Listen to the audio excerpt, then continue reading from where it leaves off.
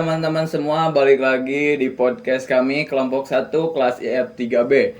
Hari ini perkenalkan saya Wikulino Hung, dan di episode kali ini kita akan ngobrol tentang sesuatu yang mungkin kelihatannya rumit, tapi sebenarnya menarik kalau kita pahami pelan-pelan, yaitu algoritma backtracking. Tenang saja, kita bahas ini dengan cara yang santai dan gampang dicerna. Hari ini saya tidak sendiri karena sudah hadir bersama saya seorang narasumber yang akan membantu menjelaskan topik ini. Silahkan memperkenalkan diri, Bang. Halo semuanya, perkenalkan saya Okyo Heroman. Saya di sini akan membantu teman saya yang kebetulan sekarang menjadi host acara pada hari ini untuk menjelaskan apa itu algoritma backtracking dan kenapa konsep ini sering dipakai di dalam dunia teknologi modern saat ini. Oke, sekarang ini hampir semua hal yang kita gunakan sehari-hari melibatkan teknologi. Mulai dari handphone, aplikasi belajar, game, sampai GPS untuk mencari jalan. Di balik berbagai fitur canggih itu, ada yang namanya algoritma, yaitu langkah-langkah yang diikuti komputer untuk menyelesaikan suatu tugas. Nah, salah satu algoritma yang cukup penting, terutama untuk masalah-masalah yang membutuhkan pencarian atau pemecahan secara bertahap, adalah algoritma backtracking. Topik ini penting kita bahas karena banyak aplikasi modern seperti game puzzle atau sistem pencarian ternyata menggunakan pendekatan backtracking. Jadi memahami dasarnya bikin kita lebih mengerti bagaimana teknologi bekerja di balik layar. Supaya tidak bingung dari awal, kita mulai dari pertanyaan paling dasar. Sebenarnya apa sih, Bang? Apa itu backtracking? Kalau menurut saya, backtracking itu sebenarnya adalah sebuah metode atau cara komputer untuk mencari kemungkinan untuk menemukan sebuah jawaban yang paling benar. Oh ya. Kalau sederhananya itu seperti kalau Anda tahu labirin kan? Ya, Labirin itu kan banyak jalur. Nah, untuk kita bisa keluar dari labirin itu, kita harus mencoba beberapa jalur. Betul. Nah, tapi kan itu kemungkinan berhasil satu kalinya sangat kecil.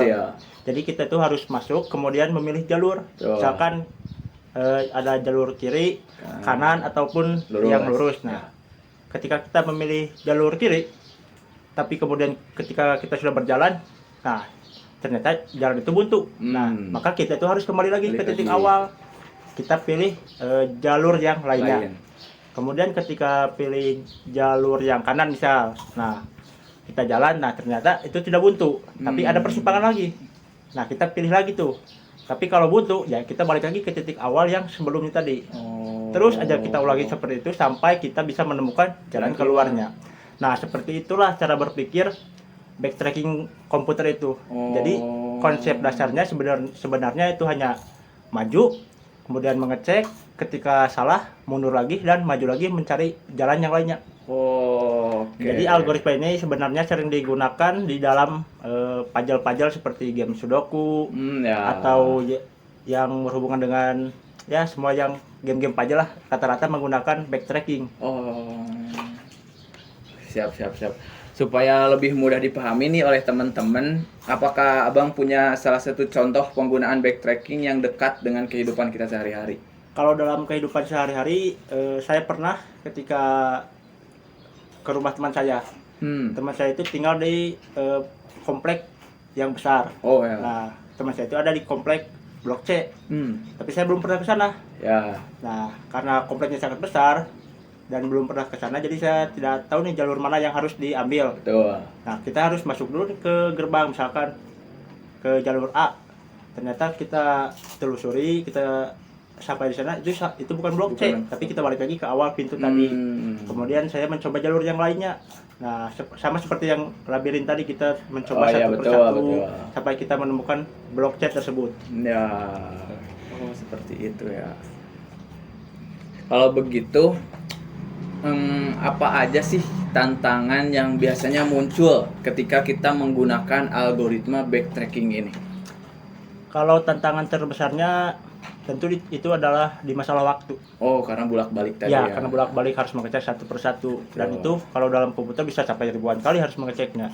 Jadi kalau terbesar itu tentu adalah waktu, karena harus mengkombinasikan uji coba yang sangat banyak, dan yang dimana itu komputer membutuhkan waktu yang begitu Cukup lama. panjang juga.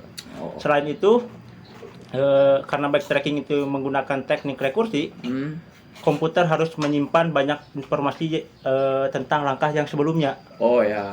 Yang dimana hal ini untuk membuat penggunaan memori itu semakin besar ketika masalahnya semakin kompleks. Oh iya, betul Bang. Kalau begitu, gimana sih cara mengatasi tantangan tersebut? Dalam mengatasi tantangan tersebut itu ada beberapa cara sebenarnya. Yang paling penting itu adalah planning, artinya yaitu memotong jalur yang jelas-jelas tidak memungkinkan. Jadi kalau tidak memungkinkan, komputer itu tidak harus melanjutkan jalur tersebut. Oh, udah aja abaikan Ya, gitu. harus menemukan akal-akal yang logis komputer itu. Ya. Kemudian cara lainnya adalah membuat aturan validasi yang sangat jelas. Dengan begitu, komputer hanya bisa meneruskan langkah yang memang logis dan punya peluang menuju solusi selanjutnya. Kemudian komputer juga bisa mencoba pilihan yang paling masuk akal atau paling menjanjikan terlebih dahulu, sehingga kemungkinan solusinya ditemukan itu jauh lebih cepat. Oh ya. Nah, beberapa kasus terkadang justru menggabungkan algoritma backtracking dengan algoritma lain seperti branch and bound untuk mempercepat proses pencarian. Jadi bisa digabungkan juga. Ya, untuk mempercepat hal itu, mengatasi yang waktu tadi, ya, dikombinasikanlah dengan algoritma lain. branch and bound. Oke, baik. Untuk teman-teman penggemar nih, pendengar yang lagi nonton, yang ingin belajar mengenai algoritma backtracking, apakah ada tips and trick dari Abang? Kalau tips and trick dari saya, yang pertama mulai dari contoh yang mudah dilihat aja dulu, seperti tadi kita melihat labirin. Seperti apa konsepnya, dari puzzle. Kita harus membayangkan dulu visualnya dari labirin tadi untuk membantu kita memahami bagaimana sih komputer itu menjalankan algoritma backtracking itu. Nah, yang kedua itu pahami konsep dasarnya yang tadi, yang kita coba terus cek. Ketika salah mundur lagi, lalu coba lagi pilihan yang lainnya. Oh ya. Kalau sudah paham pola yang dasar itu, belajar backtracking itu sebenarnya akan jauh lebih mudah. Kemudian yang ketiga itu kita harus mempelajari juga rekursi. Karena backtracking biasanya menggunakan rekursi itu hanya fungsi yang memanggil dirinya sendiri. Tapi konsep ini sangat penting untuk memahami cara kerja backtracking itu sendiri.